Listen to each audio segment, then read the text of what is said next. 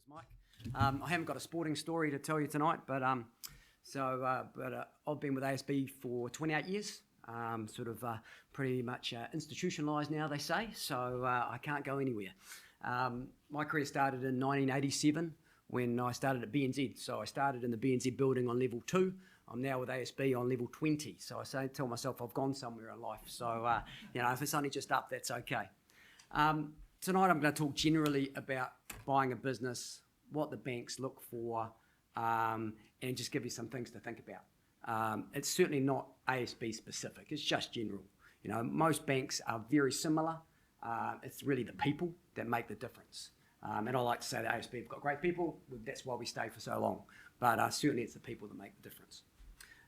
So things about buying a business, why are you interested in buying this business? Why are you wanting to go into this industry? Because it's got to be passion, right? You play sport, you play for the Hurricanes, you're passionate about that team. If you're going into work for your own business, you need to be able to do the same thing. We've all got to work for a long time, so it's making sure you're getting into something that you're really keen to go on with. It's not a short-term thing. As Owen was talking about, most businesses are long-term. Okay. What skills, expertise have you in the area? What have you learnt? What are you going to learn? And how are you going to develop as you go into it? Is it a franchise or a private business? Because there's obviously franchises and businesses. A lot of people we find go into franchises as the first step from going out of a salaried role. Obviously, you guys aren't salaried, but it's probably the closest thing to a salaried role as opposed to a private business. Okay. How did you come across it? Owen talked about that. Your mate's got a great idea. Come and invest your money, or come in with me. Make sure you do that due diligence and really get professional people around you. That's your accountant. That's your solicitor. That's a business person like Brody who's trying to sell you. Get them around you and maybe get them all together. What's going on? How am I going to do this? How does it work? Some of the benefits of a franchise, they're pretty well known. Things that spring to mind: Peter Pitt, McDonald's. Hard to get in a McDonald's franchise though, so don't go thinking about that one. Subway, Domino's. There's obviously the Four Squares, and then you get into the foodstuffs type brands. So there's lots of those well-known franchises around. They've got a proven business model, and they've got rules and sort of a model for you to operate when you first come in. That's why we say it's like a business, like a salaried employee, because you've got rules to follow. You've got a playbook, for want of a better word, that this is how you open each day, or this is what you do, this is the operating procedure. They've got ongoing support for you, because all the franchisors want you to be successful, so they're there to help you if you get into difficulty. They assist with marketing, brand awareness, and it's potentially easier to get funding from a bank for a franchise, because once again, we've seen the operating model, we've seen the success stories, and we understand what the EBITDA number that Brody talked about might be roughly going to be. And there's certainly other business operators that you'll be able to sort of talk to figure out, are they a good franchise? There's been a few downsides with franchises though as well. You have to abide by their rules and procedures. You can't go out and do your own thing in a lot of cases. They're pretty tight on what you can and can't do.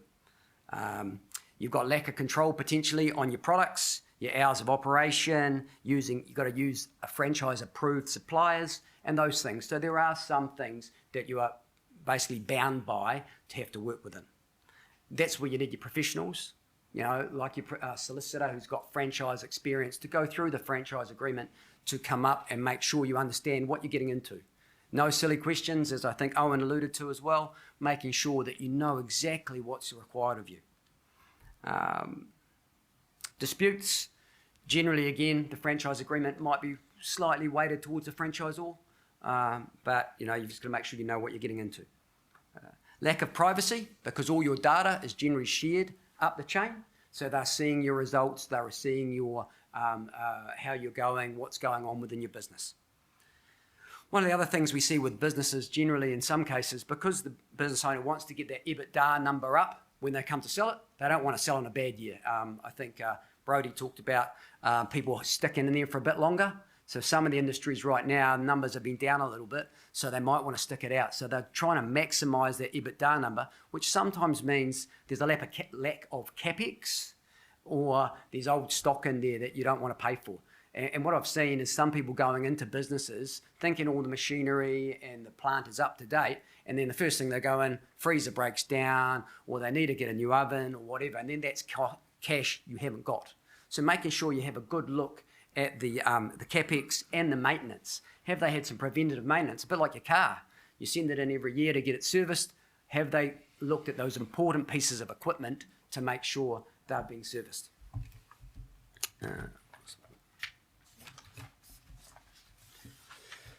If you're going into a private business, obviously total control. You can do what you want to do. But once again, with that, there's no ongoing royalties in a lot of cases. The old owner, once again, Brody talked about that, will hopefully transition you through the process when you get in there. But once again, that's having a good relationship with that person. Are they just want to get their money and get out, or are they happy to work with you because it's their life's work? It was their family name or whatever. Why are they getting out? Where are they going?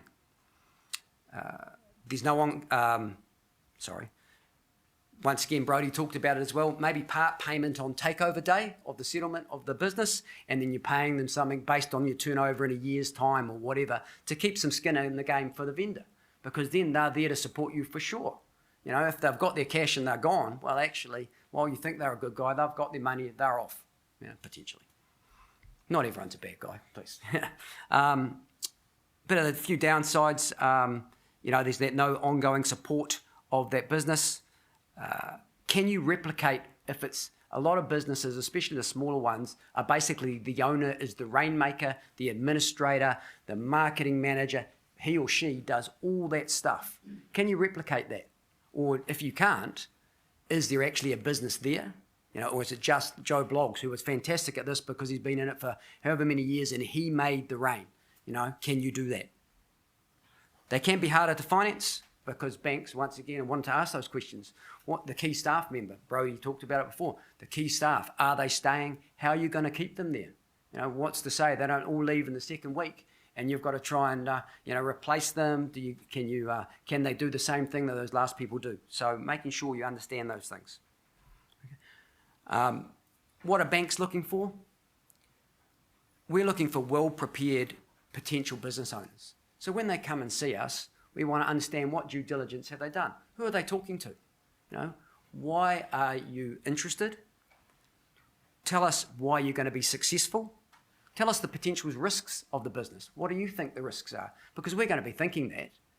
What happens if this happens? What happens if someone opens across the street from you? What are those barriers for other people to get into this business? What's to stop someone copying you? Okay.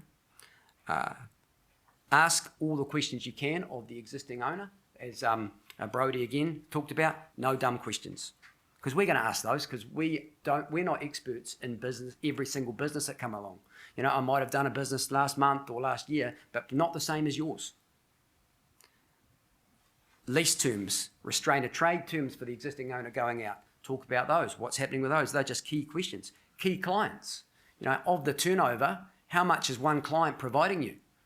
What happens if that key client leaves? Same with suppliers. Are there other options to get, the raw materials you need to, if you're a manufacturing business, or is there one key supplier who really can hold you to ransom? So just understanding that stuff. We want the data, but we also want the story from you because it's about the people that we're dealing with. If you're buying it through people like business to back business sales, then they're going to have a lot of that data, but you need to get in behind it as well. Make sure you understand it. We want to see a business plan. So we want to see how are you going to take over that business and how's the transition going to go. We want to see a forecast generally. The last owner's done this, and then I see a forecast that you're going to do 20% better. Okay, fantastic. But why are you going to do 20% better? Explain that to us. People say cash flow.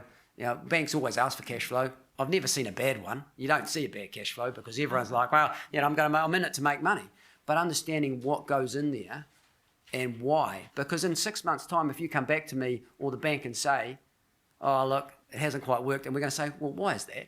Okay, show us. Well, I didn't understand this or I didn't understand that, but this is the plan to go forward, and this is how it's impacted on that cash flow. Then we're in it as well. Because if we're lending you some money, we want to make sure you're successful. Because the last thing, banks are not in the business of selling business or selling assets. That's not our business. It's terrible, actually, especially if you've had a relationship with a customer for a long time. Structure. Owen talked about structure, making sure it's all set up correctly. Is there a trust involved? Why are you doing it this way? Making sure you get it right from the start, because the last person you want to get it wrong and then find that something occurs that you're not expecting. When you make the business purchase, what's the working capital you're going to require? Is there any capex going forward? Do you have any payroll that you're going to pay? All those little things are really important to understand. And that's what the banks like to hear people telling us about. I've got to use Smartly for my payroll.